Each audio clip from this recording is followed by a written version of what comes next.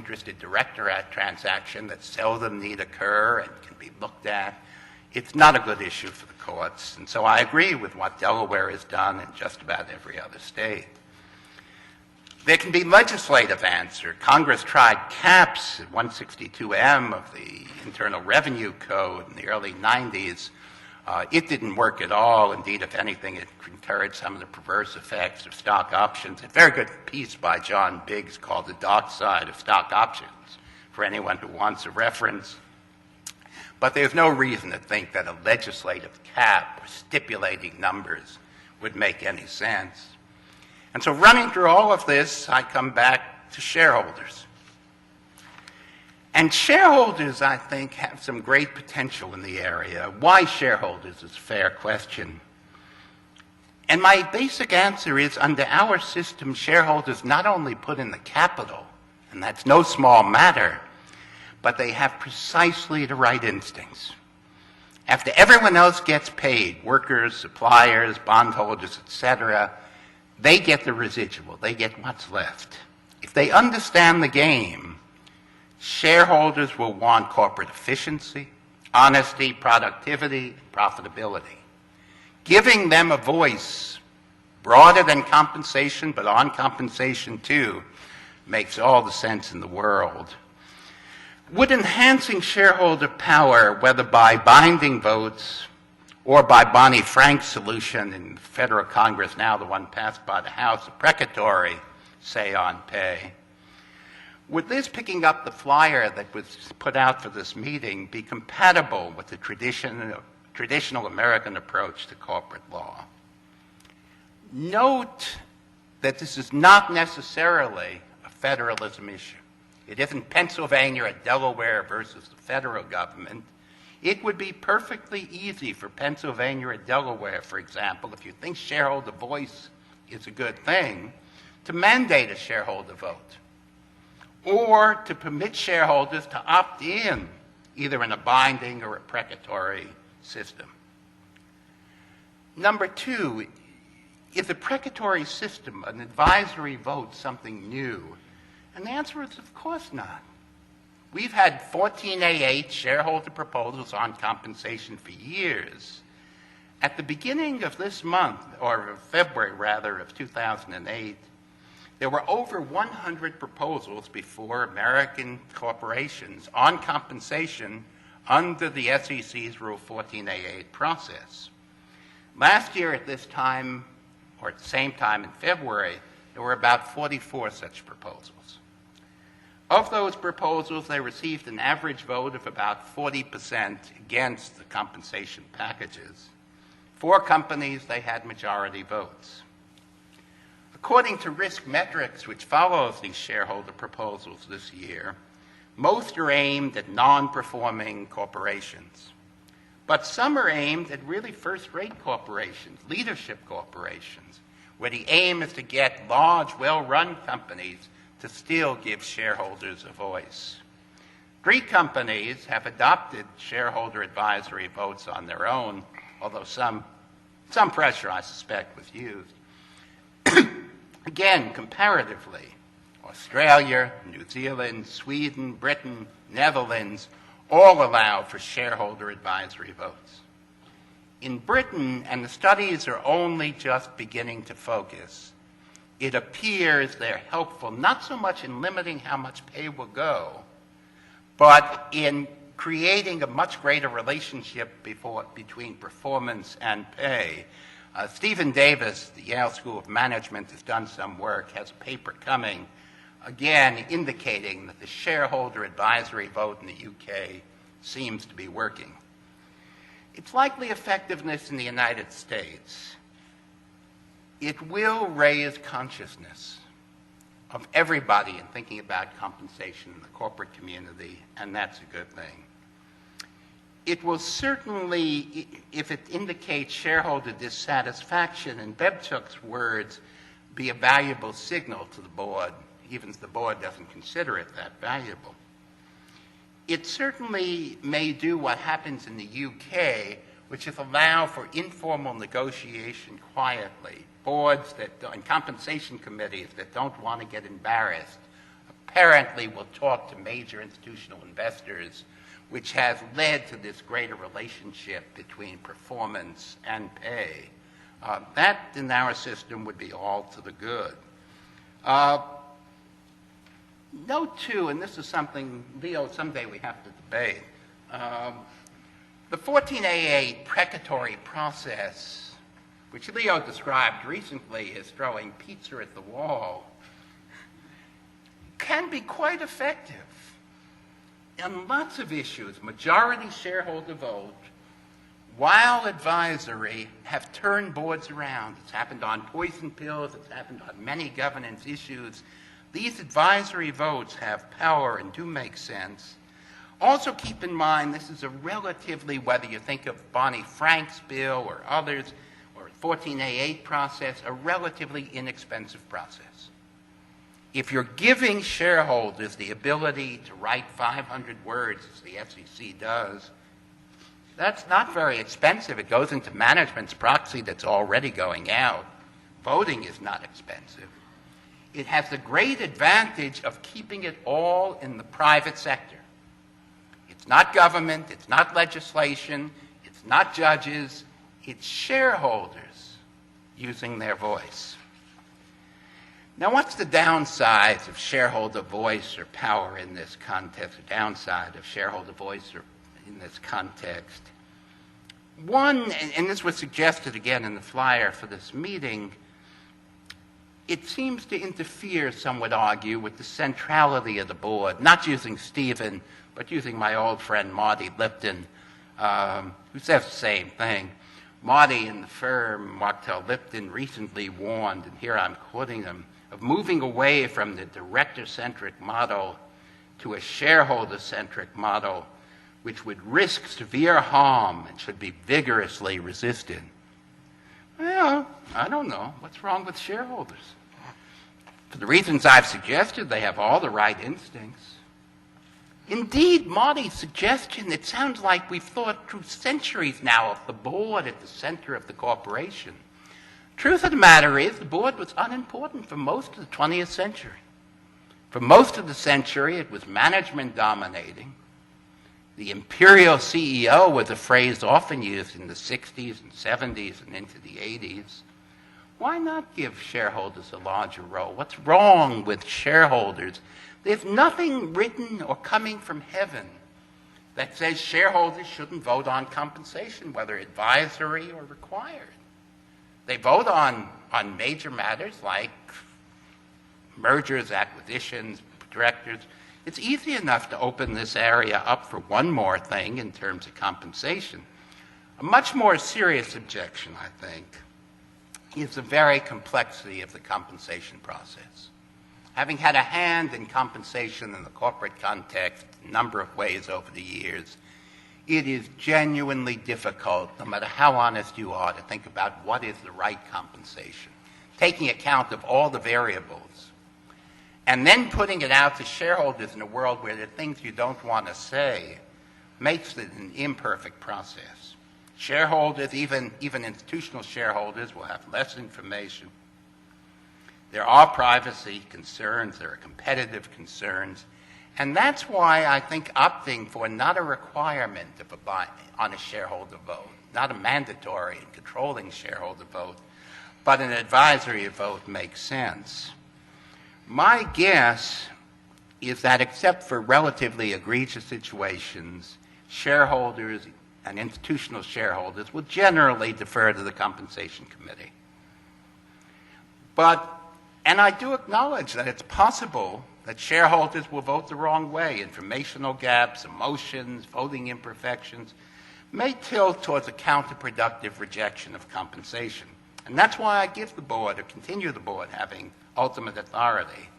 Although I'll come back to later, I don't want to take more time than I should, giving shareholders greater authority in general to change the board, to move a dead board away from where it's been. But there are three key advantages, in summary, for this kind of opening the process to shareholder advisory votes. One, there'll be much greater public acceptance of what's going on. The decisions will be taken as in accord, once the shareholders vote for them, with the best interests of the corporation and its shareholders. That is a good thing to create that assurance for the public. Suspicions about the lack of seriousness of compensation committees, fears about that Bebchuk and Fried managerial power, those will be greatly mitigated with shareholder votes. With favorable shareholder advisory votes, the claims of the corporate community that compensation really is being matched to performance will have a much better chance of being accepted. Second, I think shareholder voting will enlarge the area of performance and pay moving hand in hand. And finally, the shareholder voting process, I think, will prevent much more intrusive potential regulation or legislation. Leaving this in the private sector as opposed to schemes that would create a much greater and more intrusive government role, I think makes sense. And so you can see my bottom line, and Stephen to the contrary, is there's wisdom in say on pay. Thank you. That's excellent, and you took less than your allotted time, and I believe the Chancellor, Justice Jacobs, and I want to make a proposal to you both at the end, which is you said that because we're paid so low, it wouldn't be good to have in the courts. And I think maybe if we were, the Chancellor and I comprised a two-man trial court paid at the modest 25th percentile of CEO pay, even lagging 2 years behind with Justice Jacobs as a wise one-man appellate court, it may be that we could have a very cost-effective resolution. But, I kept saying in Washington, I should tell you, that commissioners in this public record, they're paid $140,000 some odd, paid much less than law professors. That's an embarrassment. No, I mean, some of us actually, I think the three of us actually in the room who are judges, we tend to combine the professions to make things work, actually. But let me turn it over to Professor Bainbridge. Thanks, Leo. It's a pleasure to be with you here today. Proponents of H.R. 1257 or any other federal legislation that would give shareholders a vote on executive comp have to carry, I think, a burden of persuading us of three distinct claims. First, that there's an executive compensation crisis, and Harvey's addressed that, and I will respond. Second, that any such legislation ought to occur at the federal level. Harvey's quite right, the states could do it, but Barney Frank in H.R. 1257 and Senator Obama with the similar legislation in the Senate want to see it done at the federal level, so I think it is fair to address the federalism issues. And thirdly, whether say on pay is an effective solution to the problem. I will be posting a revised and extended version of my remarks to SSRN when I get back to California, and that'll probably take a few days, but there'll be a link to it eventually on my website, businessassociationsblog.com, and you're welcome to check out the more extended remarks. Well, Harvey teed up the whole question of how executive compensation has been skyrocketing in recent years, and who can argue, right? It is a lot higher than it used to be. And in particular, the disparity between what the average CEO makes and the average worker at that CEO's firm makes has increased dramatically. And my response to that is, well, so what? We live in an era in which many occupations carry extremely high compensation. Out in Los Angeles, where I live, top movie stars get $20 million a film. The average salary of an NBA player is $4 million a year. Top investment bankers earn bonuses of $5 to $15 million a year. New York Times story said that the top investment banker at Goldman Sachs in 2006 pulled down $54 million a year in salary bonuses and stock options. And all of that is dwarfed by what some private hedge funds managers are making. That same New York Times story reported that James Simons earned $1.7 billion, that's billion with a B, dollars in 2006 alone. And moreover, he was not the only one. There were 3 hedge fund managers that year that cracked the $1 billion barrier. So we have to really ask, why are we singling out executive compensation? Isn't what we're really outraged about is some sort of populist concern with income inequality, with wealth disparity? And if that's right, isn't the solution simply to go back to the confiscatory marginal tax rates that prevailed in the 1960s? People on my side of the political aisle like to point to President John F. Kennedy as a tax cutter. But it's worth remembering that President Kennedy's big tax cut only sliced the top marginal federal tax rate from 90 to 70%. But a 70% marginal tax rate would probably take care of a lot of these problems if you think they are a problem. And if what I read about Barack Obama's tax proposals, maybe that's where we're going. But the question is, why are we singling out managers who make this compensation? Well, again, I think Harvey has teed it up quite nicely. The question is pay for performance. When a sports star, when Randy Moss, who I guess is rumors say is about to re-sign with the Patriots, signs that deal, he will have bargained at arm's length with the Pats and reached a price that the Pats presumably feel reflect his performance. And of course, the argument about executive compensation is that managers are not acting at arm's length. Managers are bargaining with compensation committees and boards of directors that are in the pocket of management. And so if there is an executive compensation crisis, I would argue that it is not in the amount of compensation, but rather in the claim that pay has been decoupled from performance.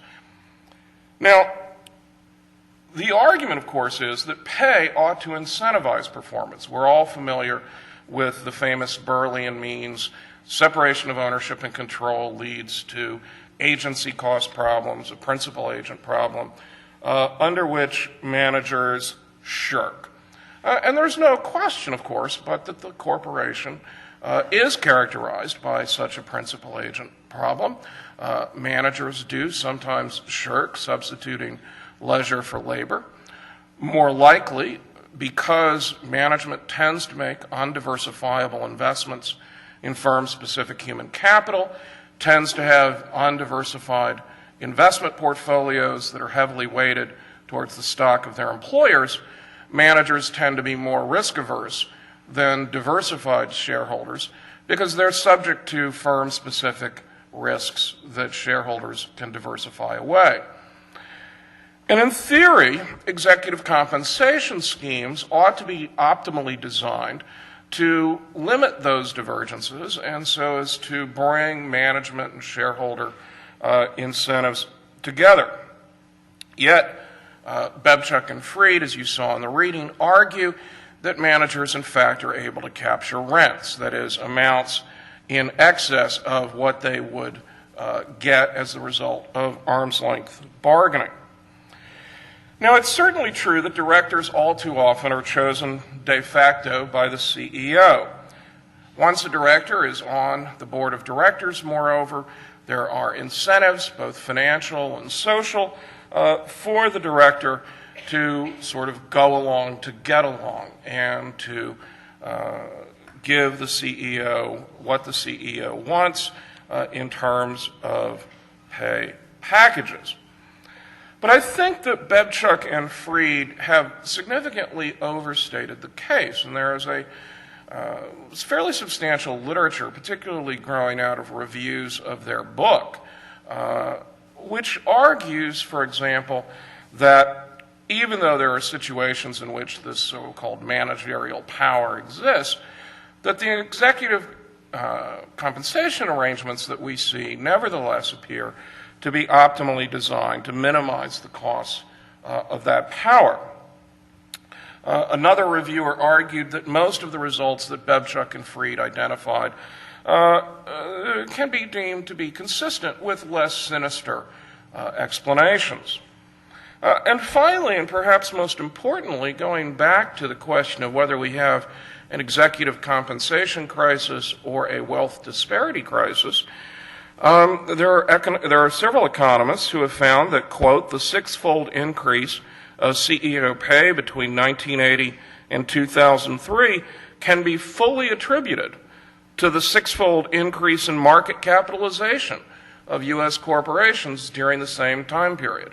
In other words, CEOs got richer as their shareholders got richer. An important piece of evidence in support of this claim, I think, is that there are relatively modest differences in pay practices between firms that have a controlling shareholder and those that don't. Now, if the managerial power hypothesis was correct and managers were negotiating with boards that were in their pockets, wouldn't we expect to see significant differences between pay practices at firms with dispersed share ownership and pay practices at firms with concentrated share ownership? After all, a large blockholder presumably can use its influence on the board and indeed on management to check pay practices that are deemed not to be in shareholder interests. And while it's certainly true that there are some differences between pay practices at such firms, they are not as dramatic as one might have expected. And so perhaps executive compensation is not as out of line with performance as Babchuk and Freed would have us believe.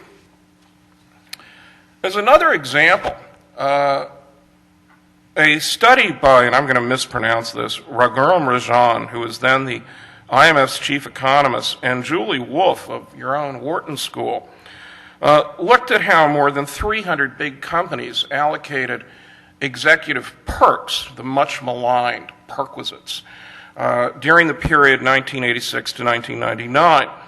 And it turned out that they didn't find a correlation between perks and corporate governance. That is to say, if the Babchuk-Freed hypothesis was correct, one would expect to see that firms with weak corporate governance would have more generous executive perks, but they didn't find such a correlation. What they found instead was that perks are a cheap way to boost executive productivity. Firms based in places where it took a long time to commute are more likely to give the boss a chauffeured limousine. Firms that are located a long way from a major airport are more likely to have a corporate jet. In other words, they found executive perks seem to be set largely, not entirely, there are $7,000 shower curtains, but largely executive perks were being set with shareholder interests in mind. In sum, the evidence simply does not support the managerial model on which H.R. 1257 rests. To the contrary, there's an argument that executive pay is reasonably well linked to performance. And put simply, H.R. 1257 is attacking a problem that doesn't exist, or at least doesn't exist anymore. The economist Stephen Kaplan has calculated that for firms in the S&P 500, average chief executive compensation peaked in 2000 and has since fallen by about a third in real terms. And so, typical of our government, once again, we seem to be closing the door after the horse is gone, or whatever the appropriate metaphor is. And I'll close this section of my remarks with a quote from Fortune magazine's Dominic Basulta, who took a really contrarian position on all this. He argued that there's evidence that CEOs are not being paid too much, but are being paid too little. Not only do the top managers of multi-billion-dollar corporations earn less than basketball players, they're also outpaced in compensation by financial impresarios at Wall Street and private hedge funds. Should we care? Yes, he says. If other positions pay more, then the best and brightest minds will be drawn away from running major businesses to pursuits that may not be as socially useful, if not the basketball court. Indeed, I don't think I've ever met a Fortune 500 CEO who I thought could run an NBA fast break. But if not to the basketball court, then perhaps to money management. Now, I'll concede that's not completely explanatory. There are any number of us on the panel who could probably make more in money management than in what we do. But I think his point is well taken. In any event, if there is an executive compensation crisis, arguendo, is a federal solution appropriate? We live in an era of creeping federalization of corporate law. And I was interested to note, I can't tell you the number of Delaware lawyers who read my blog, who sent me links to a news journal article last week, I guess it was, in which basically, if you believe my good friend Charles Elson, the sky is falling and Delaware is about to go out of business. He quoted Harvard law professor Mark Rowe as saying, "If I was a Delaware lawyer, Sarbanes-Oxley would make me wary that there's a renewed chance the things I do for a living could move to Washington." Now, I don't think that the federal government will, in my lifetime, adopt a federal law of incorporations. What I do think Delaware faces is the death by 1,000 cuts. That is, gradual federalization of various areas. Every time there's a crisis, we will federalize something new.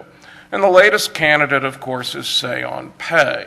Now, Say on Pay is only one of a number of candidates for executive compensation or for federalization. Majority voting, shareholder access to the ballot, these are all issues that are pending. And so it's maybe worth spending a little bit of time revisiting the familiar debate over federal incorporation. The proponents of federalization would have us believe that the federal government can do a better job of regulating corporate governance than can Delaware. And this debate, of course, goes back as far as William Carey's famous law review article in Yale in 1974, advancing the so-called race to the bottom hypothesis, in which Delaware is leading a race to the bottom of corporate governance standards. But basic economic common sense tells us that investors will not purchase, or at least not pay as much, for securities of firms that are incorporated in states that cater too excessively to management. Lenders will not lend to such firms without compensation for the risks that are posed by the lack of management accountability. As a result, those firms' cost of capital will rise, while their earnings will fall. Management thus has incentives to incorporate the business in states offering rules preferred by investors. And competition for franchise taxes should thus prevent states from adopting rules that are excessively pro-management. Now, this is another area. Harvey said that the executive compensation area is an area where, numbers are soft. And this is certainly an area where you can cite studies on both sides. But I think the evidence is pretty good that state competition has been generally beneficial. There are, of course, a number of event studies, most famously by Roberto Romano, looking at firms that reincorporate in Delaware. And Romano finds that, generally speaking, such reincorporations are associated with cumulative abnormal positive returns, which is the financial economist's way of saying that shareholders liked it, that it produced a higher share price. Now, according to the event study, the event study's findings, I think, are buttressed by a rather well-known study by Robert Daines, in which he compared the Tobin's Q of Delaware and non-Delaware corporations. And Daines found that Delaware corporations in the period 1981 to 1996 had a higher Tobin's Q than those of non-Delaware corporations, which suggested there is a Delaware effect increasing shareholder and firm wealth. Now, it's certainly true that some associates of Lucian Bebchuk have argued that you can't replicate these results, or at least that you can't replicate them for all time periods. But nevertheless, it is, I think, another piece of evidence that's consistent with the argument that the race is a race to the top rather than a race to the bottom. Finally, look at anti-takeover legislation, which is generally singled out by folks like our friend Lucian Bebchuk as being sort of the worst example of how states favor management over investors. Well, Delaware has a modest state anti-takeover statute. Indeed, a study by Harvard's John Coates confirms that the Delaware takeover statute is the least restrictive takeover statute on the books.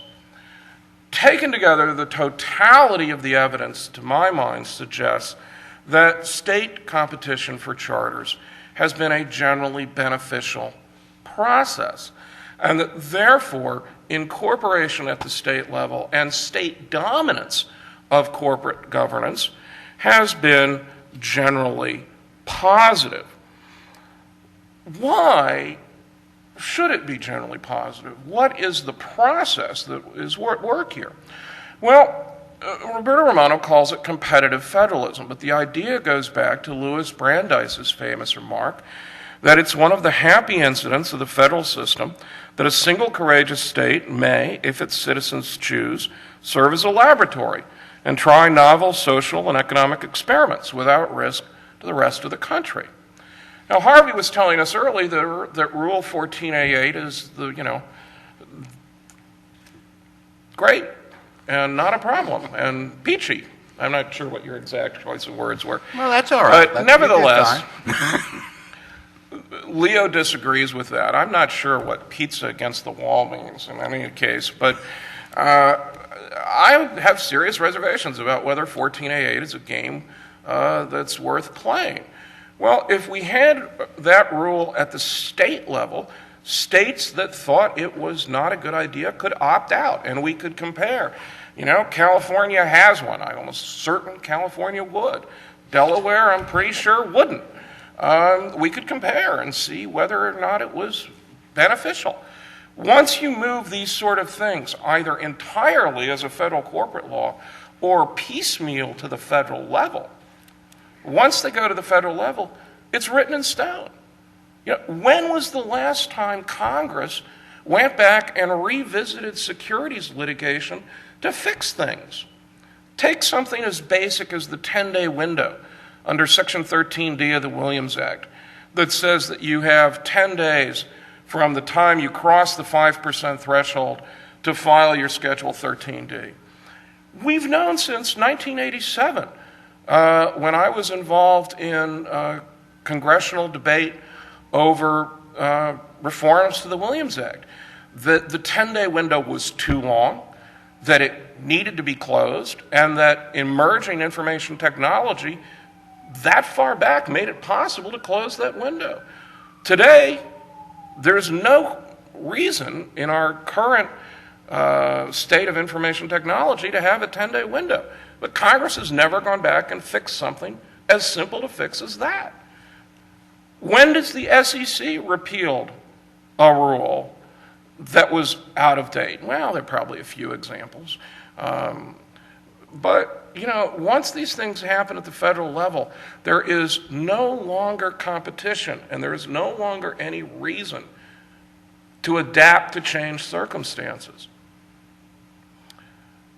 Indeed, a related advantage is that when you incorporate at the state level, you have the option of exit. If one state becomes too onerous in its regulations, you can exit, you can leave, you can go to another state and reincorporate there. That option is not available as we increasingly federalize corporate law. Your only option would be to leave the United States and incorporate somewhere else. And while we may not observe American firms doing that, I would point out to you that we are observing foreign firms leaving the United States, deregistering in the wake of Sarbanes-Oxley at an enormously high rate. We are also in the wake of Sarbanes-Oxley seeing American firms going dark so as to avoid Sarbanes-Oxley. I gave a talk a couple of years ago at the Hoover Institute on sort of Sarbanes-Oxley and the cost benefits, and I tried to be very balanced and say, well, there are probably benefits that are hard to quantify, and I think there probably are. And here are all the costs. And I was the last speaker before lunch, and I came off the, just keeping an eye on my time here, I came off the bench, or off the lectern rather, and these four guys came up and grabbed me, and they said, we have to have lunch with you. I'm like, okay. It's pretty rare that anyone's that enthusiastic about having a meal with me, so I was sort of pleasantly surprised. It turns out that these four guys were all CEOs of microcaps. They all happen to be in the auto supply business. And they are all in a very precarious financial situation because they're all unionized. So they have these gold-plated UAW employment contracts. And they're all suppliers for GM, Ford, and so on. And as you may know, GM, Ford, and Chrysler have been really putting the screws to their suppliers in terms of cost cutting. And so these are guys who are operating on incredibly thin margins. And they're telling me that Sarbanes-Oxley compliance costs they were looking at if they had to comply with 404 would be, as much as a third of their profits. Now, I find that number hard to believe, but they swore it was true. And it is certainly true that we know that the costs of Sarbanes-Oxley have been disproportionately high on small firms. And Harvey says, well, the cost of an advisory proposal would be relatively modest. Or advisory vote on shareholder, advisory vote by shareholders on executive compensation would be relatively modest. And that is probably true, but that's how you get the death by 1,000 cuts. You keep saying, well, this change is modest, and this change is modest, and this change is modest, and the totality isn't. All right. Well, if we're not going to federalize it, or if we are going to federalize it, is say on pay the right result?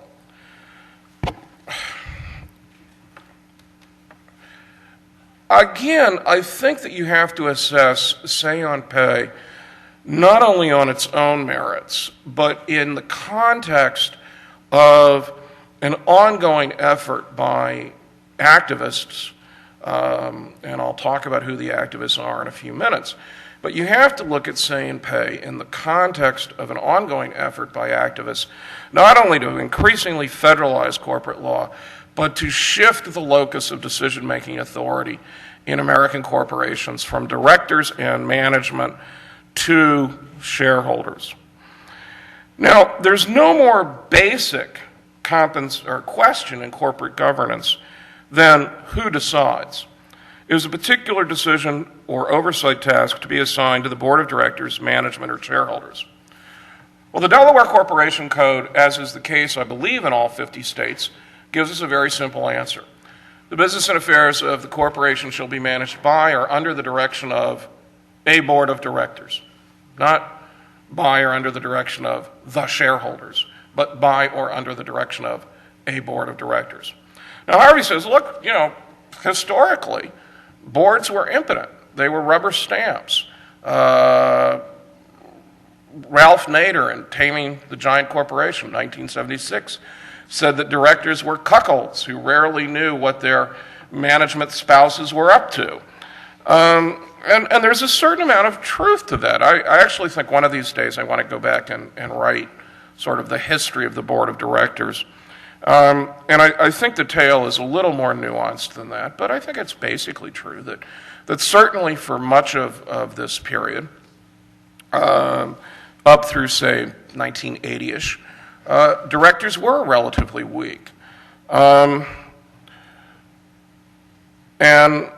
I am reminded, however, of a line from one of the Lord of the Rings movies where Gandalf says, something is happening that has not happened in a very long time. And Aragorn says, what's that? And Gandalf says, the Ents are awakening and they are realizing they are strong. One of the things that we've observed over the last 30 years is an awakening of the board of directors. And in fact, this has not necessarily been voluntary on the part of directors. We've been pushing directors to be more active. The American Law Institute, Principles on Corporate Governance, wanted to mandate a majority independent board. They ended up backing off of that and making it a recommendation. Delaware law has created strong incentives for you to have independent, disinterested directors on your board. The stock exchange listing standards for a long time have required that you have an independent audit committee. And now, of course, post-Sarbanes-Oxley, require that you have a majority of independent directors, an independent nominating committee, an independent compensation committee. The law has really awakened directors. And Jeff Gordon wrote a really wonderful article in the Stanford Law Review last year that traces, sort of over the last 60 years, how the law has increasingly mandated director independence. And while a lot of studies are indifferent as to whether or not independence is beneficial, Gordon makes a very persuasive point that the reason studies often find it hard to determine whether director independence is beneficial is because a rising tide lifts all boats. Everybody's been getting directors who are independent, and so it's become very difficult to make those sort of comparisons. And so corporate law generally adopts what I've called in my scholarship director primacy. It assigns decision-making to the board of directors or the managers to whom the board has delegated authority. That is the statutory model, and I believe increasingly it is the model of how things work in the real world. Is it perfect? No. Newtonian physics isn't perfect. It breaks down at the margins. Something about quantum mechanics, and we could get Stephen Hawking in here to explain that to us. But it works reasonably well for us. And I think director primacy is kind of like that. So again, the proponents of say on pay say, well, it's only an advisory vote. Okay, well, if it's only an advisory vote, why have it? And they say, well, it's just like 14A8 precatory proposals. Okay, well, why have them? It must be that you think they have an impact, right? That necessarily you think that they affect director decision-making. And moreover, again, it goes back to the death by 1,000 cuts point. We are chipping away at director authority, and every time we have one of these proposals, we say, well, it just restricts the directors a little bit. And then we have shareholder access to the ballot. Well, it just restricts the directors a little bit. And we have majority director vote. Well, it just restricts the directors a little bit. Well, you have to look at things in their totality and in their context. So let me end, and when I say end, I mean in about 10 minutes, by taking on the question that Harvey posed, sort of, what's wrong with shareholders? Well, look, shareholders have no natural or inherent rights of ownership. All they do is contribute capital. And so, as Harvey put it, if we're going to give them a vote, it's not because they own the corporation. It's because we think they have the right incentives, and that therefore that this is an appropriate solution to the principal-agent problem. Well, is it in fact the case that shareholders have the right incentives? Why don't corporations let shareholders run the company? Kenneth Arrow distinguishes between two modes of corporate decision-making, or decision-making in any organization. One is consensus, and the other is authority. Consensus is basically the kumbaya model of governance. Sit around and have everybody talk it out and reach a decision, like in a partnership. One person, one vote, hash it out, reach a result. Authority is have a central decision-making body to whom you funnel all the information and let them make decisions that are binding on the group as a whole. And Arrow said, look, you end up with authority decision-making models or structures where three conditions are present. First, your constituents have differing interests. Second, they have differing access to information. And third, there are collective action problems. Obviously, shareholder voting presents serious collective action problems. We can't get them all in one room. We're going to have to do it by proxy, which means there's limited ability to have discussion or any sort of deliberative process. Obviously, there are serious information asymmetries. Lots of investors have relatively little information, relatively little time to gather information, certainly less information than, say, a board of directors. And certainly shareholders can have different interests. My mom's 88 years old. She's an investor, an avid investor. But as she puts it, at her age, she doesn't even buy green bananas anymore. Her investment time horizon's kind of different than mine is. And we have competing interests with respect to how we would want firms to invest. So all three of Arrow's requirements for authoritative decision are present in the large corporation. And so we vest decision-making authority in a board of directors. Now, of course, that creates the principal-agent problem. But I put it to you that most law professors have been too concerned with the principal-agent problem because, you see, we can solve the principal-agent problem by eliminating discretion. We could solve the principal-agent problem by turning everything over to the shareholders. That we do not do so suggests that a central decision maker with the power of fiat has advantages,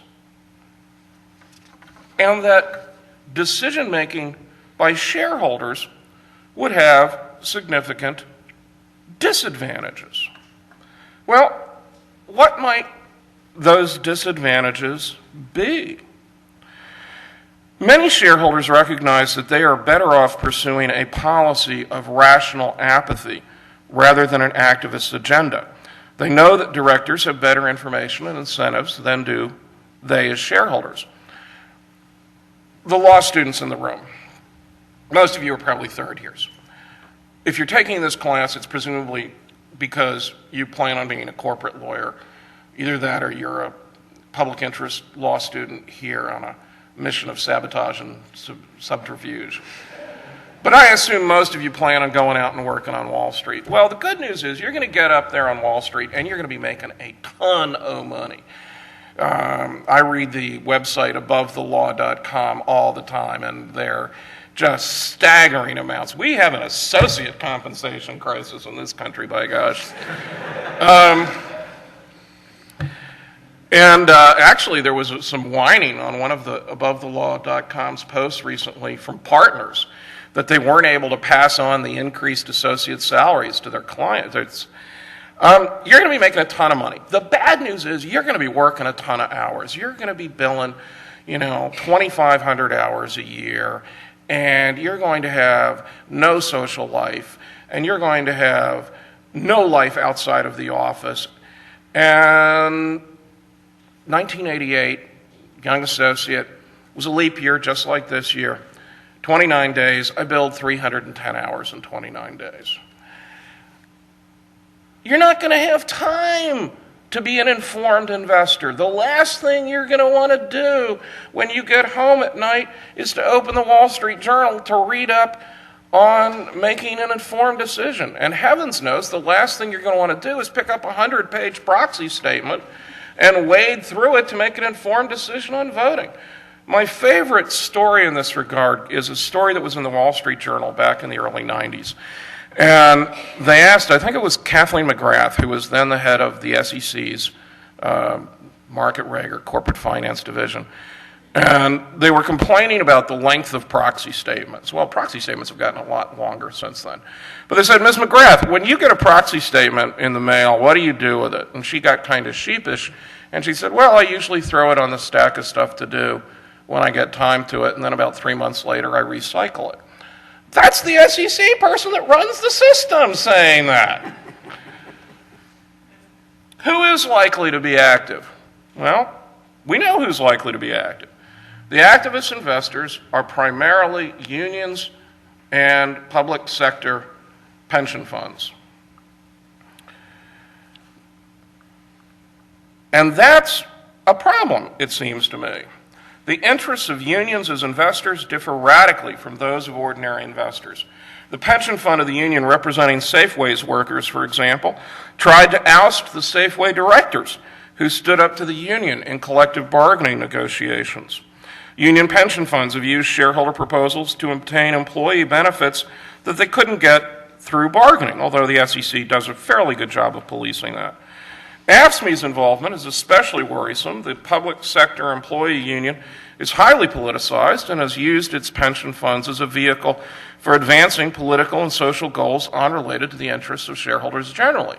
And if I'm right that what we have here is not an executive compensation crisis, but rather a problem of wealth inequality, of income disparity, the fact that it is basically left liberal associated pension funds that are engaged in this sort of activism is, I think, quite telling. It is part of a broader problem of class warfare. So the case for vesting authority in the board, I think, becomes even stronger once you realize the relative demerits of shareholders. Whatever flaws board governance may have, they pale in comparison to the information asymmetries and collective action problems that lead most shareholders to be rationally apathetic. In conclusion, I think legislation that fixes a non-existent problem by upsetting basic principles of federalism ought to be a non-starter. Legislation that fixes a non-existent problem by contributing to a fundamental shift in the locus of corporate decision-making authority ought to be a non-starter. But unfortunately, the executive compensation debate has gotten so thoroughly bollocksed up with issues of financial populism that all too often rational arguments have fallen on deaf ears. Thank you very much. Harvey?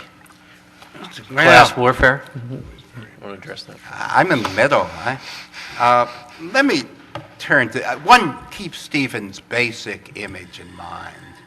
He fundamentally sees 10 or 12 people on the average board of the largest corporations, public corporations in the country, where a great part of our national wealth is located, as decision makers who ought to be free from everyone. Now, excuse me, but that's nutty. There's got to be some accountability, some ability to change, some ability to put correctives in this system. Now, let me start where I agree with Stephen. NBA players, young associates, baseball players, rock stars are different in terms of their compensation.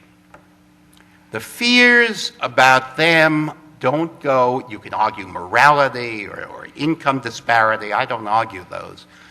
But fundamentally, no baseball or basketball or rock star producer is going to pay them $1 more than he or she thinks they ought to get. The problem in the boardroom and in compensation is fear of whether the compensation committee is in the same position. And no one who's been in the boardroom believes that's true. There is a tendency to give peer relationships, informational advantages that makes compensation a particularly difficult issue. Now, Stephen started his talk and came back to it in a litany time and again with, you need a crisis before you can do anything. I don't think you do need a crisis before you can do anything. Too often we wait for a crisis before we do anything. But I think you only need a problem. Is there a compensation problem? You heard at the beginning. There's too much evidence that suggests problem in where we are. Is there a public perception problem? Undoubtedly there. And most sophisticated lookers at executive compensation have worried and expressed concern about how it's done. Now, one basic question to ask from what Stephen was saying is, why not trust shareholders? If they're apathetic, they've been at the law firm too long, they're rationally apathetic, give them the right to say no on compensation, or the right to replace a weak board in terms of proxy access issues, and we'll see how apathetic they are. If they're really willing to turn over the corporation to directors without any look and any scrutiny, we'll know soon enough they'll vote yes all the time to whatever's been proposed. But one ought to do a market test, it seems to me, and as a healthy potential corrective and accountability mechanism, that makes sense. Now, race to the top, race to the bottom is too old and dull to go through. But let me give you a basic answer. There is a race to the top in this country. There is a race to the bottom. I first understood this in many ways in Europe, in the European Union, where many in Germany, which had a kind of underbrush of bad state rules, said we need a Delaware or we need European Union legislation because we want to get away from this German system. And the ability for the states to offer efficient corporate governance is an important race to the top item in the country. But the states are very limited in what they realistically can do. Delaware, not just because they're in the room, but Delaware has a great bench at both the trial and chancellor level and the appellate bench. It's had that for a number of years. It's handling care issues and loyalty issues well, but it won't and can't impose rules in terms of structure. It's not very good in things like takeover, and none of the states are. The states just aren't in a position to resist in those areas. Those in Pennsylvania know that when Delaware was tightening up in the takeover areas, Pennsylvania became the potential competitor with legislation. The system doesn't work well in that regard, and that's the reason that you need federal legislation.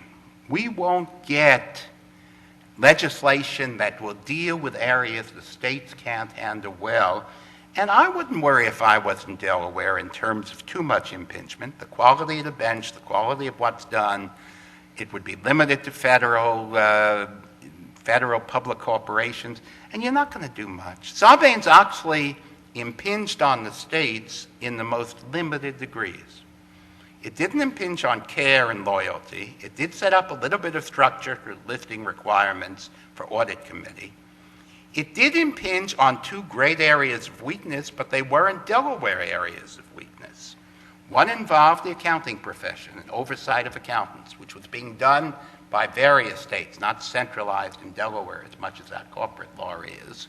And when they created the PCAOB and gave the SEC additional power because it was the only way of bringing the accountant profession back into shape.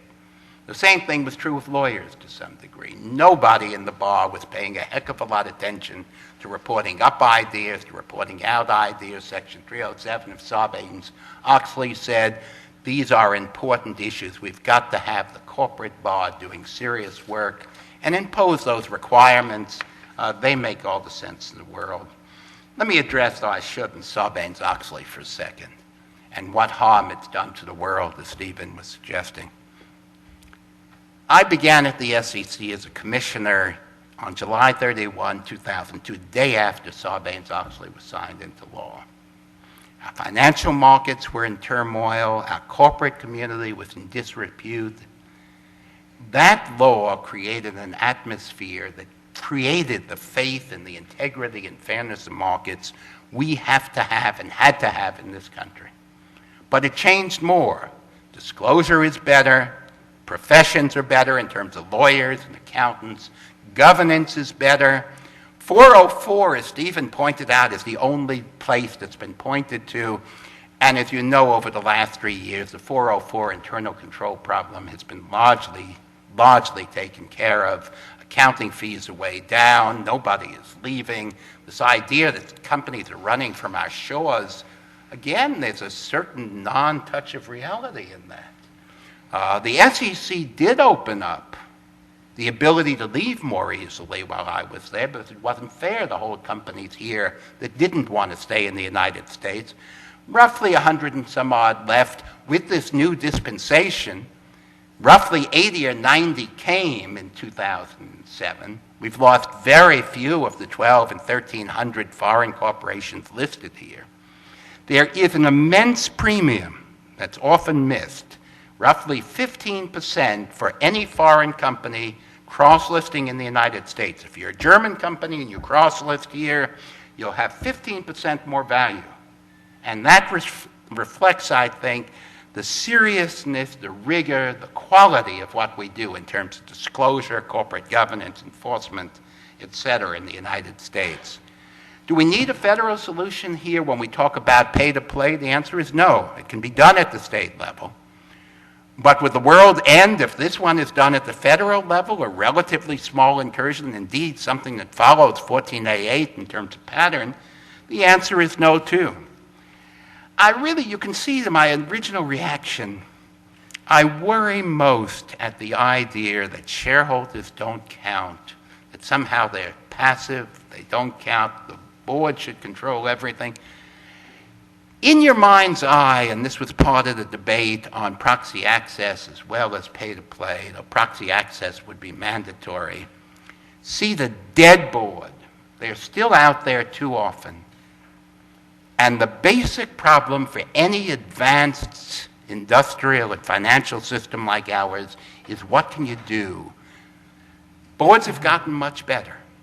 And Stephen went through a little history, but let me give you my own. When I began teaching in 1970, the Penn Central Railroad went bankrupt.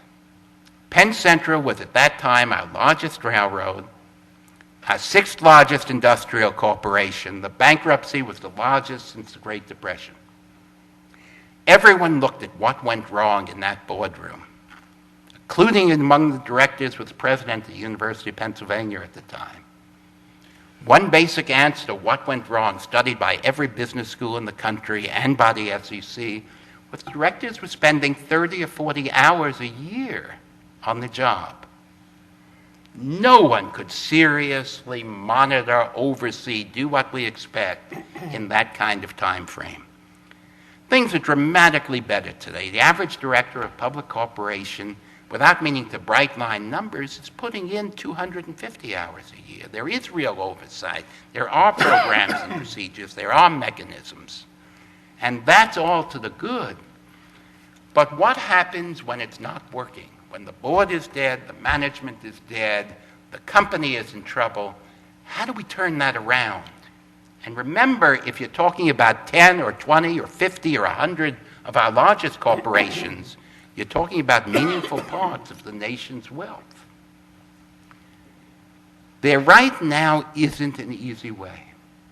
You can tell a given shareholder just sell out, but of course that's a rotten way to change things. If I'm an institutional investor, I suppose the answer for me is I can sell my shares in the public market. They may have fallen from 40 to 20, but there's a real cost in that.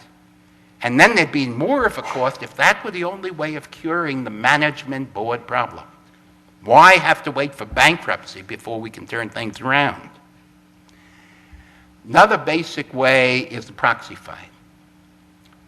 Now, everybody in this room ought to understand the basic rules of a proxy fight in the United States are the incumbent directors and board can spend freely. They can spend on all of those things that go into a modern election contest. Letters, phone banks, trips, planes, entertainment, they are reimbursed as they go. There's not been successful challenge to proxy expenditures by incumbents. The insurgents can do the same thing. But the insurgents have one problem. They've got to win in order to get a penny back. The reality of that cost and that risk in the modern corporation is almost no proxy contests in the United States. If you cure for special attempts to get rid of a poison pill, which are economic, and you go above $200 million of market cap, small corporations, we have on average 1 or 2 proxy contests a year. That cannot make sense. Again, shareholder voice, because they care about productivity, efficiency, how that dead business runs. They can't run the business, but they can replace the weaklings if they're there. Thinking of this system without taking account of the need to keep shareholders in the loop, in the mechanism, giving them some voice, in appropriate places, giving them authority. It's not federal or state. It's wisdom. It's how you govern the corporation in a modern economy in the 20th century or 21st century. And with that, I'll stop. And then we're going to, luckily that was excellent, and we've got plenty of time for questions. I do, since Delaware's mentioned, I want to make clear this is an agricultural point, which is that Chicken Little is not a fighting blue hen. And so it's just want to be very clear about that. I guess I would say, and I want to throw it to Michael in a second to see if he has a question before we throw it open. I want to critique the two of you and say the one part of the discussion where I think you both got a bit simplistic and cartoonish was your description. You're closer. Why don't you hit him? No, Gotta let him this is finish. a serious point. As I have a vision of the stockholder, in Harvey's view, is an ordinary American investing for college or retirement, sitting at home making a decision how to vote. And that's the description of the stockholders. We have the vision of the end user. And in fact, and this is the complexity of it, the fact is that most of us, if we actually want to have an agenda to advance the interest of us as stockholders, then we're going to need to start talking about regulating people like Fidelity, Vanguard, and Barclays, and people who run 401k money, because that's who most rationally apathetic investors invest in. So, Harvey, you have that problem of the question of the people in the middle. Steve, on the other hand, I think has the problem of we've pulled out, because obviously the labor union power is the ascendant problem for Americans over the last quarter of a century, is the clout of unionized labor. And I think the question for both of you is, for Harvey, you have the question of dealing with Steve's point about who the agenda setters are. Mm-hmm.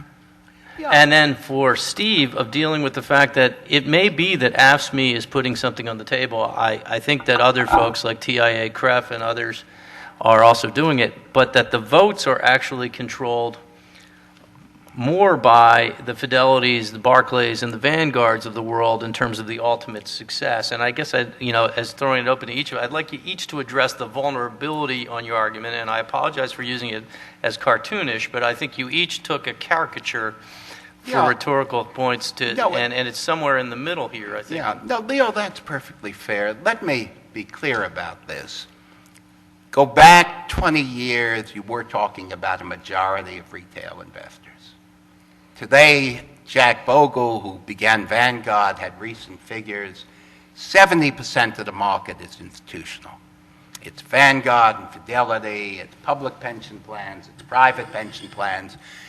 There is a legitimate issue that Leo is raising about how those groups make decisions. And that's one we haven't spent much time on. Academically, we've missed it. But that doesn't any way take away from the reality. It's not, as Stephen was suggesting, these kind of wild labor types that are going to set the agenda and control. They don't have many votes. Union pensions, the Taft-Hartley pensions, are there, but the money is in Fidelity and TIA, CREF, and Vanguard, and the banks and other institutions.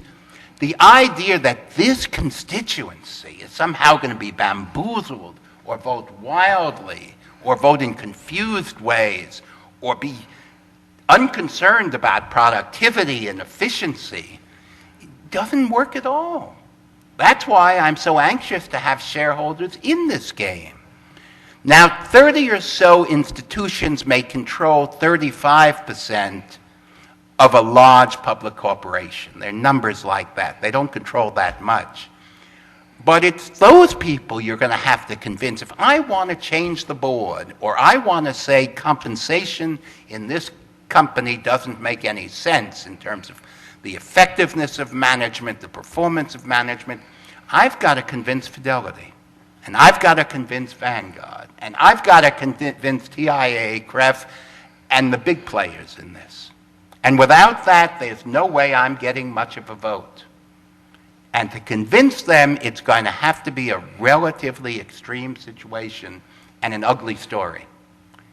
But that outlet, to be able to get them in the game, can be very important and very useful and very constructive as to where we're going.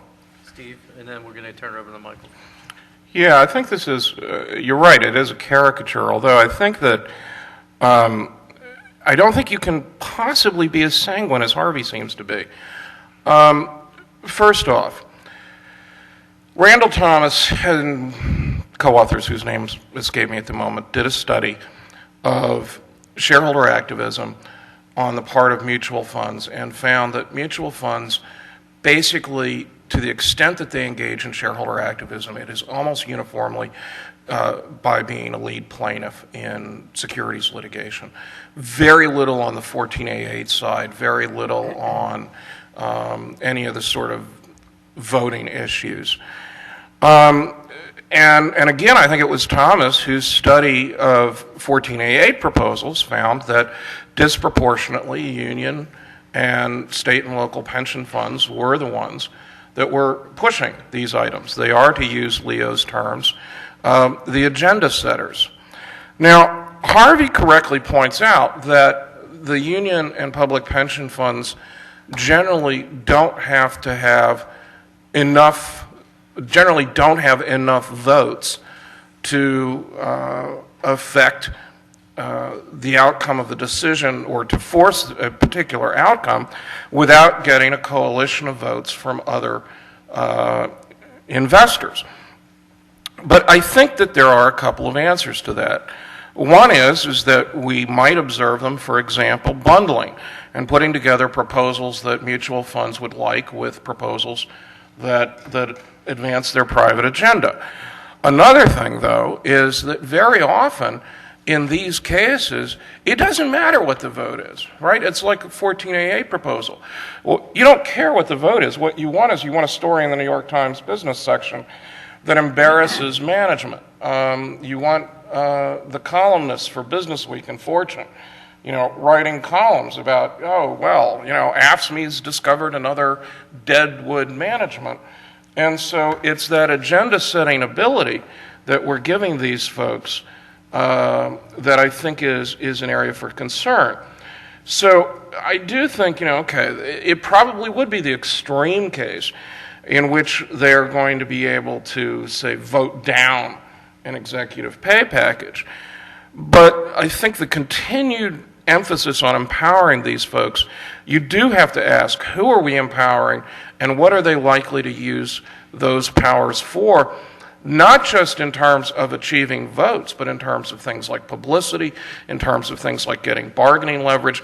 Hey, we won't raise a stink about your executive comp if you do X, Y, and Z.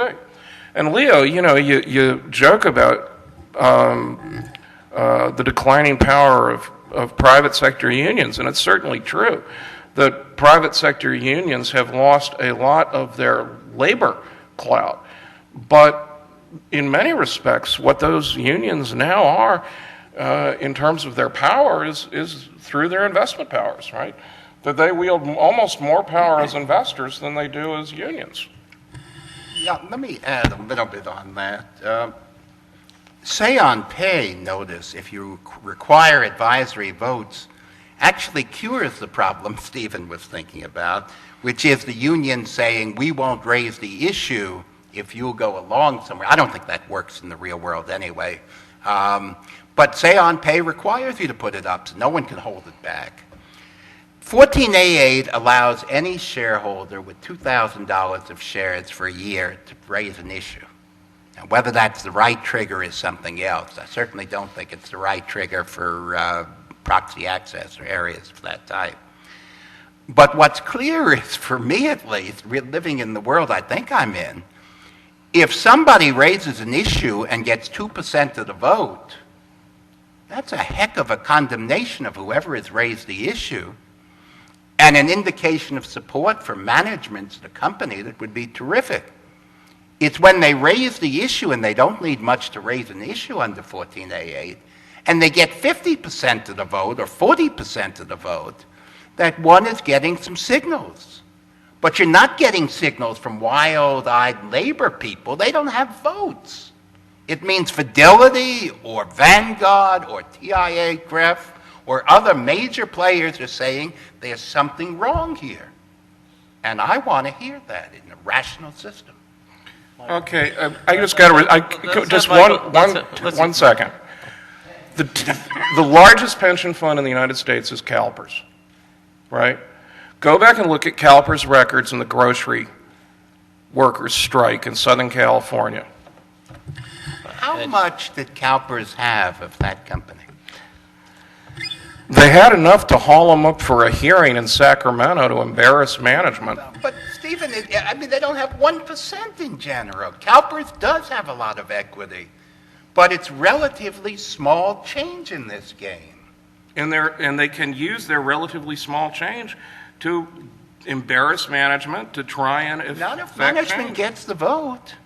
If management gets 90% of its shareholders to say this is nonsense, But you and I both know that the New York Times is going to run the CalPERS holding the hearing story on page 1 of the business section and report the vote on page 10 if they do it all. I love the Times, but they can count too. If you're not getting the vote, if you're being embarrassed because no one is paying attention, it's not a good story, Stephen. Honest, even in the Times. Well, I'm going to tell it to the editorial board of the LA I'm Times. invoking the non-kumbaya role of moderator, Michael Wachter, and then we're going to throw it off to audience questions. Let me just remind you that I suggested we sit between them No, but I'm as a No, we're starting point. friends. because I actually may make Steve sing kumbaya. As Michael, Let me push each of you a little bit on your various hypotheses. And let me start with you, Harvey. I think there is a substantial amount of evidence that the pay problem that was identified in the famous book by a law professor called Pay on Performance overstates the problem. There's been work by Steve Kaplan in Chicago, John Corr, and his colleagues at the Wharton School, who are really financial economists who do econometrics, who, you know, with all due respect to Lucian, are more on top of the game. And I think they've made the argument quite convincingly that the problem is somewhat overblown. We also had a conference here where the evidence was presented that if there's a pay problem or a pay disparity, it's less the CEO, and as Steve mentioned, it's more the money manager or the the hedge fund manager. So my question to you is, suppose, arguendo, that the pay is not a problem. Would you still favor the vote simply as a way of giving shareholders more say? Well, if it were absolutely not a problem, it becomes a harder issue. But if it's somewhat, that's why I don't need crisis, I don't need the world ending. All I need is some sense of both public discomfort, major figure discomfort, and some problem. And I don't doubt there's got to be some problem there. I mean, we know some corporations are just dead and some managements are dead. Why not open it up that much? So it is in some ways more a shareholder vote issue, which Well, is if the shareholder vote issue in an area that we know is sensitive and of some problem, I don't need a crisis ending the world to do it. And yes, hedge fund, Stephen mentioned Jim Simmons. Jim did make $1.6 billion in 2006.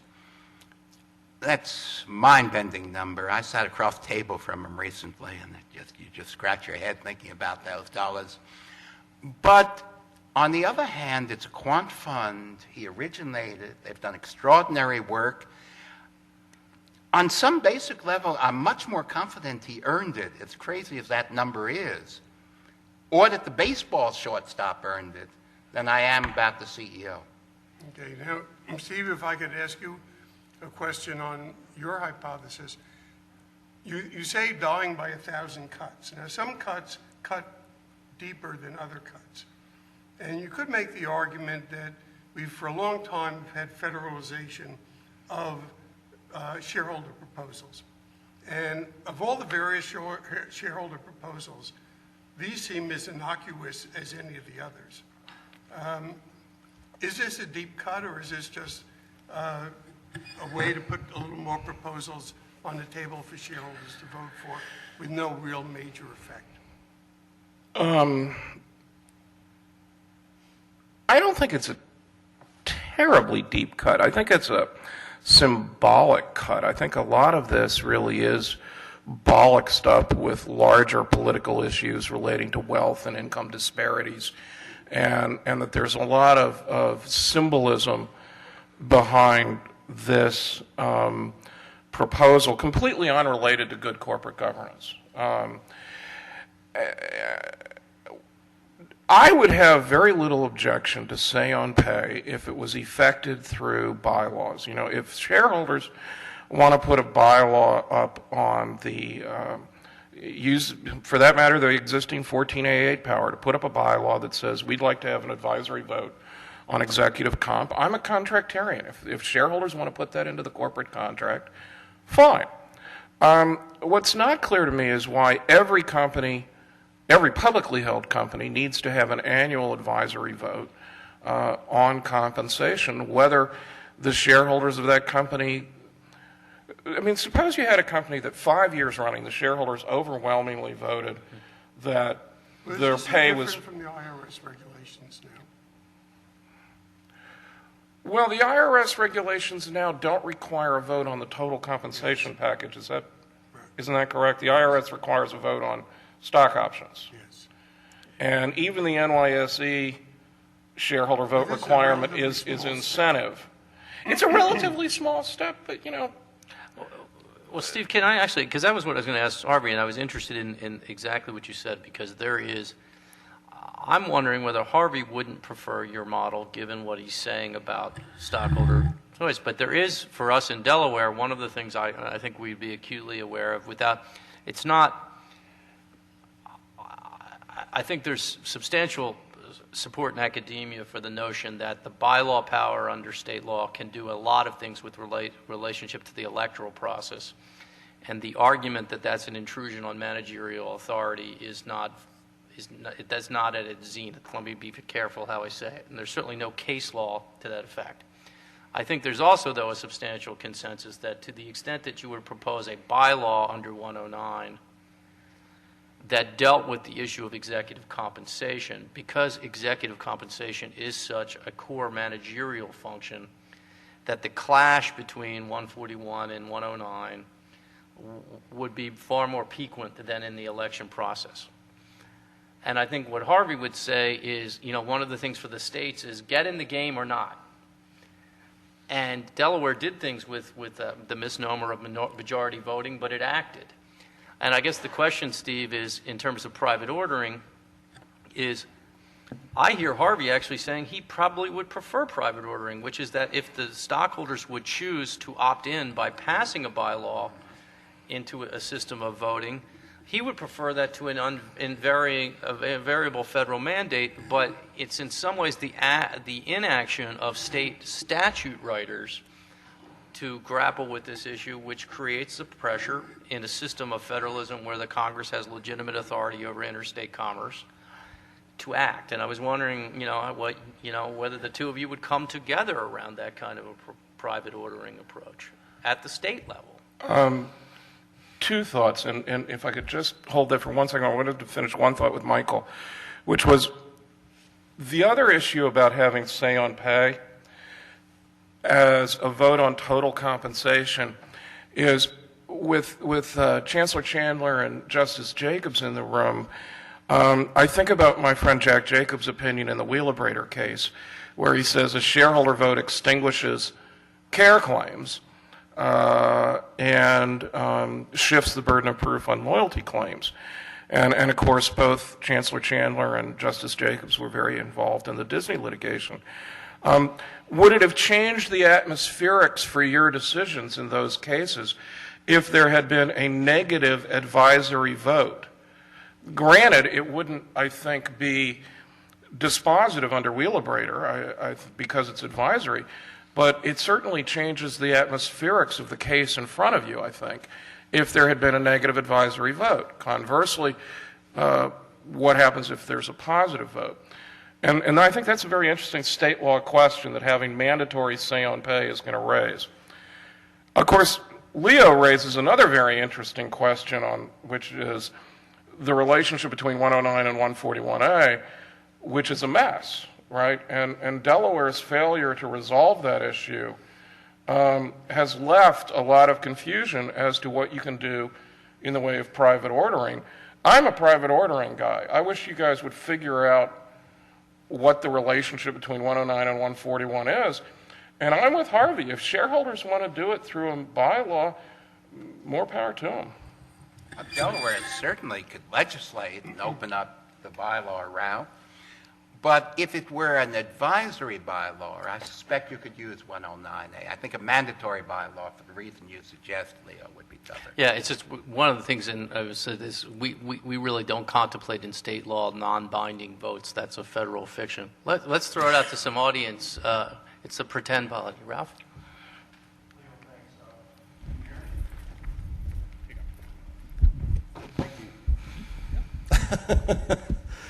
Thanks. My name is Ralph Walkling, and my colleague Jay Kai. We are finance professors from the Corporate Governance Center at Drexel, and we actually have some empirical evidence that you might be interested in. I am sympathetic with many of the things Professor Bainbridge has said. In a study of majority voting, we find that 95% of the proposals are proposed by unions. However, we have some empirical evidence on say on pay that indicates the market cares. We study over 1,200 firms around April 20th announcement that it passed in the House by a 2-to-1 margin, and we rank these firms by the degree of overpay, unexplained, abnormal compensation, if you will. The firms that had the highest level of unexplained compensation experienced a significant market reaction around the time of that vote, in spite of the fact that it hasn't gone to the Senate, hasn't gone through the Senate, and that Bush says he will veto it, and that it's just an advisory vote. In addition, the firms that reacted most strongly were those that have been responsive to shareholder proposals in the past.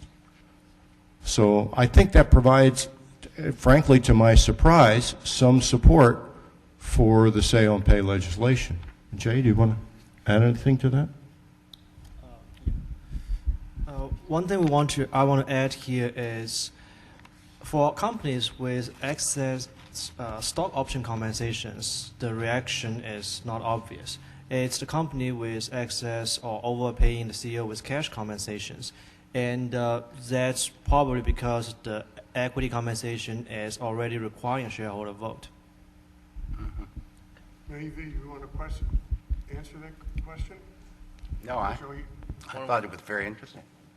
And it's on the resource you should all know about, SSRN. You can get it. And Question over here? John? Yeah, a number of times there's been a reference that this vote is advisory. And the reality is that these advisory votes, if the board doesn't implement the so-called advisory vote, then ISS will recommend a withhold vote the following year if it obtains a majority of the outstanding or a majority of votes cast over 2 years. Most directors want to do a good job, but they also don't want hassles. They don't want to be embarrassed. There's a limit to how much they're going to fight and die for the corporation and what they believe is the right decision. So if they're threatened with a withhold vote because of the fact that the say on pay has passed, they're basically going to cave into the vote. And you can refer to it as advisory, but given the power of ISS, isn't that a simplification of it, given that it's not truly advisory? Well, you've got to be careful about ISS. I should disclose I'm part of an oversight group on ISS that's just been formed. But It's about time they had oversight, right, John? But the ISS doesn't control all that many votes, and particularly on sensitive votes. If you're at Fidelity or you're at the others or banks or insurance companies, you don't vote automatically. You often vote through ISS because there's a mechanism for voting. Their computer systems actually are one of the things that ISS does best. But the idea, but then let's take your hypothetical. Company A put up compensation, and the shareholders said, this is terrible. This is terribly conservative shareholder constituency in general voted no. Is it fair for ISS or anyone else with more limited influence than you were suggesting to say, why in the world wasn't there, why did they reject that? If they come up with reasons, that's just fine. But this is not a wild constituency voting. These are 70% institutions, many of them coming out of the corporate world. They're banks, they're insurance companies, they're, this isn't a bunch that's going to be wild. If they are voting to reject compensation, They may be wrong, but I'm willing to bet a fair amount they're right most of the time. It's going to be an extreme situation. A couple of comments. With regard to having a say on pay, the threshold question, I think, is what gives the shareholders the insight or the knowledge, and Stephen touched on this, to make better decisions about pay than the board of directors, who spends, by your analysis, Harvey, 240 or so hours a year, knowing what's going on in the corporation, knowing what the people there who were in senior management are doing. What makes the shareholders, the institutional investors who the investor relations group at the company is presumably talking to throughout the year, what makes them a better judge of what compensation should be? And if you give them the vote, even an advisory vote, is what they're going to be looking at is short-term returns? How did it do this past year? You can't possibly reward that individual or those individuals with that much money, given what the stock price has done, perhaps due to things external to the corporation, perhaps ignoring what is the game plan for the next 5 years. The premise that shareholders somehow know more and therefore a better judge of what the compensation should be is one that I can't get past. Oh, I agree with you. I don't think, in fact, I think I said that shareholders necessarily know more. And indeed, they know exactly what you said, that managers are there, the directors are there, they have more access, they have advisors. I think most of the time, shareholders, particularly the kind of institutional shareholders we're talking about, are going to vote in favor of where the board came out. When they don't, it's going to be because something extreme is going on. And that's the outlet I want to give the shareholders. In other words, if you ask me what they're going to be doing, Bob Posen, when he was general counsel at Fidelity, is now chairing wrote a very good piece in one of the business magazines saying, you know, we defer to management all the time. We don't get active, as Stephen was saying, in proxy fights. We have a limited amount of resource, even with the trillion, whatever it is that they're dealing with at Fidelity. They're not going to be wild at all. He understands he ought to defer most of the time, whether he's at Fidelity or now at a different fund. But if they see a situation, anything like the one I was describing of everything going down and compensation going up, or they see a company dead in the water and the board not doing anything, that's when they'll react. But that's when I want them to react. They're not going to be saying, we know more than you a lot of the time. But Harvey, I hear in a couple of the questions a concern about, since you started teaching in the 70s, you know the song More, More, More, I believe was Andrea True Connection, was it? And the concern is, if you assume assume that the AFSCME rule, the Second Circuit opinion was adopted, and that stockholders would now have the ability through private ordering to influence the electoral process and make it more competitive, and assume that stockholders had the ability to actually vote on executive compensation. At what point do you pull back on their ability to continue to make non-binding and other proposals about specific subjects? When we have a genuine republic, do we move away? I don't want to pick on Steve State, but he already did what I think actually Joe Grunfest and I both came up with at a bar one night, which is corporate California, where everybody does specific referendums. And what would you pull back in exchange for, if you had these core, very important elements? Would you give up the other stuff under 1408 and be willing to do that so managers could focus? Well, this is a point you've been making, and there's something in it in terms of trade-off. What Leo has argued for is, let's do real corporate democracy. Open up the board, allow proxy access, allow say on pay, and take away some of the other advisory voting that may be less important. There's a case for that, or for tightening up some on it. Well, and let's just assume in that we take off the table social proposals and we allow those to continue because they're different. But other sorts of actual governance proposals like takeover Well, again, defenses or things like the that. problem, yeah, and it's perfectly fair and an important point. The problem is that the governance proposals in general are the ones attracting the votes. Social proposal, if it gets 15% of the votes in this very conservative constituency, is doing very well.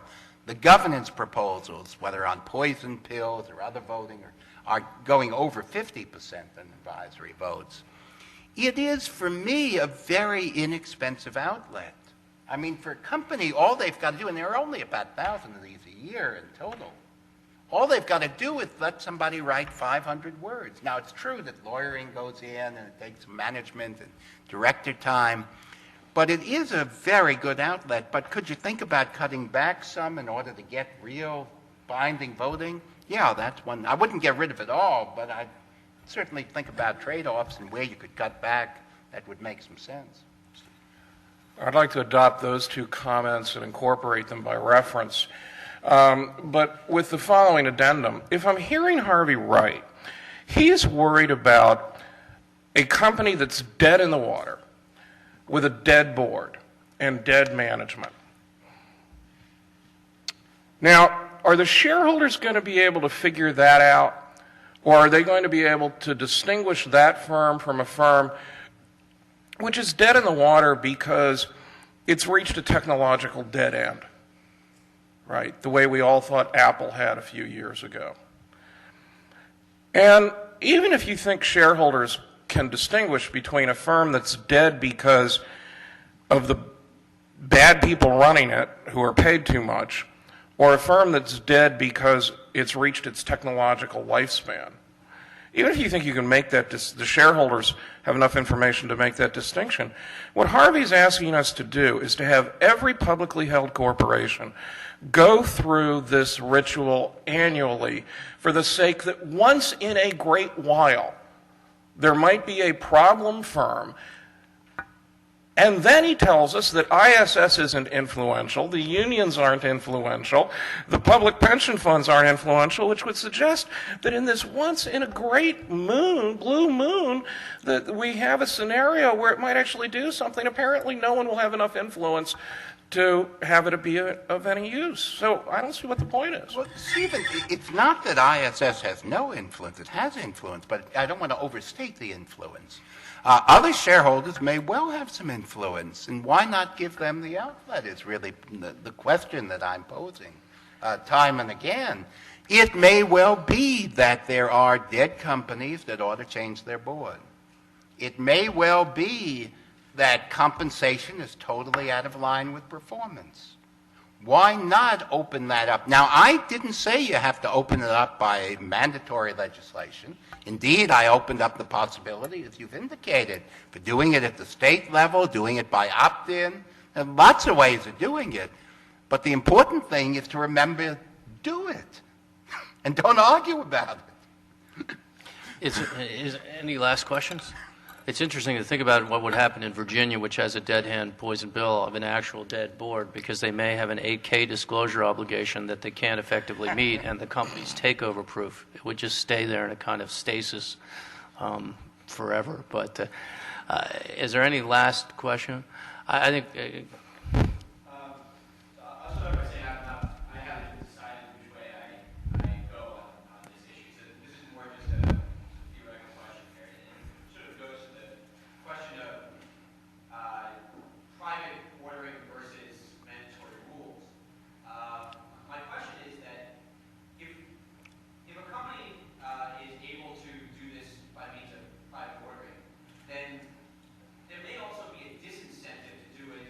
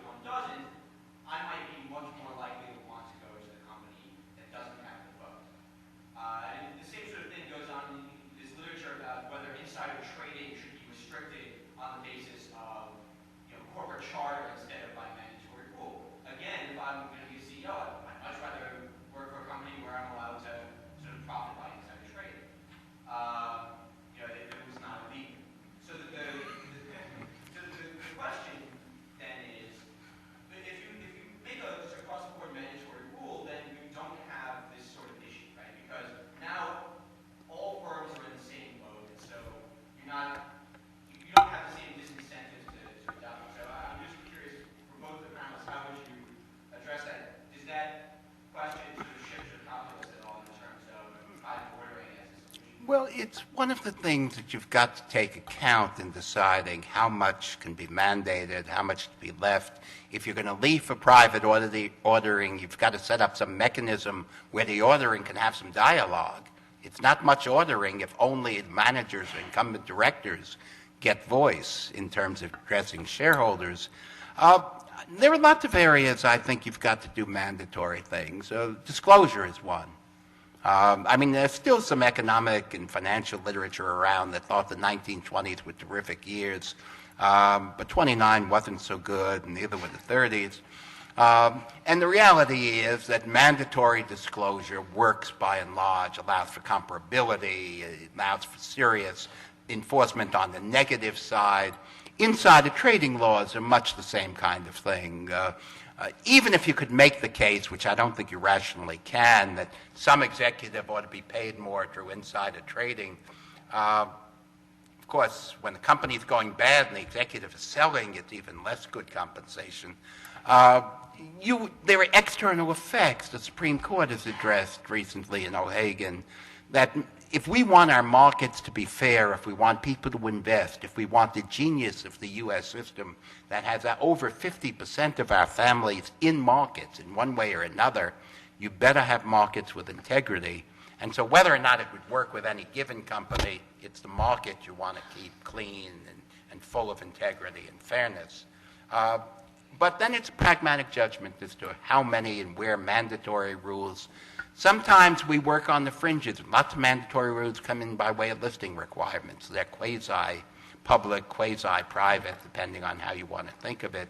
It's a balancing each time. By the way, in answer to something Steve said that I meant to talk about before, Steve said once the federal government has it, nothing ever changes. Actually, the federal government had litigation reform in 1995 in the Private Securities Litigation Reform Act that was quite extensive. The SEC, in my last public meeting in 2005, extensively deregulated the process for new issues. The idea, which I strongly supported and pushed both as general counsel and as a commissioner, was get rid of a lot of nonsensical, encrusted, foolish, costly rules. And we got rid of that. The federal government isn't perfect, but it's also capable of getting rid of nonsense, too. Steve, last word.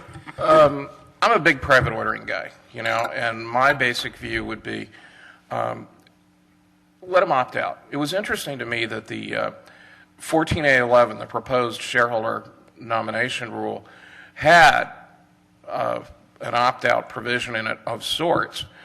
I don't see why 14A8 doesn't have an opt-out provision. And in fact, if I could sit down and negotiate with Barney Frank and Barack Obama, I would say, I'll give you say on pay if you give me say on pay with an opt-out and opt-out on 14A8, so that shareholders could pass an amendment to the Articles of Incorporation, require a shareholder vote, but if the company wanted to put something in its articles that said, we're not under 14A8, we're not under say on pay, let them opt out. I'd like our audience, if we could thank our distinguished guest. That was an excellent conversation. We really That For was fun.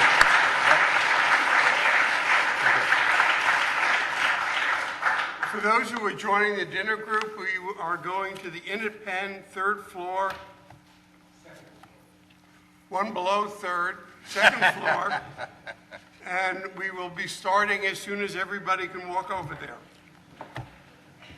I think we stayed fairly gentlemanly. No, you did.